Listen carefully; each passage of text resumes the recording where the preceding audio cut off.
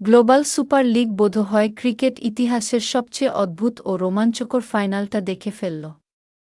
শুরুতে ব্যাট করে মোটে ৮৫ রানে অল আউট হয়েও যে শিরোপা জেতা যায়, সেটাই করে দেখাল গায়ানা আমাজন ওয়ারিয়র্স। ৮৬ রানের লক্ষ্যে ব্যাট করতে নেমে প্রতিপক্ষ সান ফ্রান্সিসকো ইউনিকর্নস অল আউট হয় ৭৯ রানে।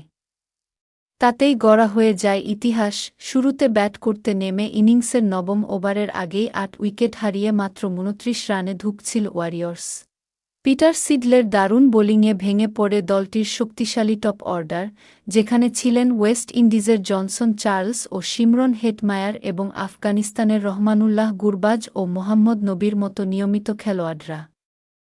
সিডলের নিখুঁত লাইন লেংথ এবং পিচ থেকে মুভমেন্ট সামলাতে পারেননি চার্লস, হেটমায়ার ও মোহাম্মদ হারিস। ৪ ওভারে ১৮ রান দিয়ে ৩ উইকেট নিয়ে শেষ করেন তিনি। এই বোলিংয়ে মনে হচ্ছিল ইউনিকর্নসের বড় জয় প্রায় নিশ্চিত।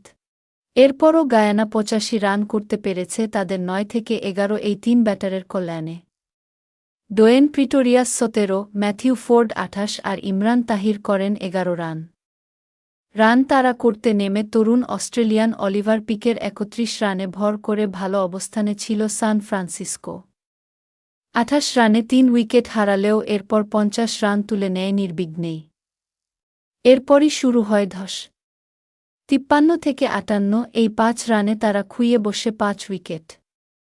এ সময় মোহাম্মদ নবী ৩ আর ইমরান তাহির নেন ২টি উইকেট। এদিকে গায়ানা ইতিহাস গড়ে ফেলে। যে কোনো পর্যায়ে টি-২০ টুর্নামেন্টের ফাইনালে এটাই এখন আগে ব্যাট করে সর্বনিম্ন রান করে জেতার রেকর্ড। এর আগে এই রেকর্ডটা ছিল সিডনি সিক্সার্সের। ২০২০ সালের বিগ ব্যাশের ফাইনালে ১১৬ রান করেও জিতেছিল দলটি।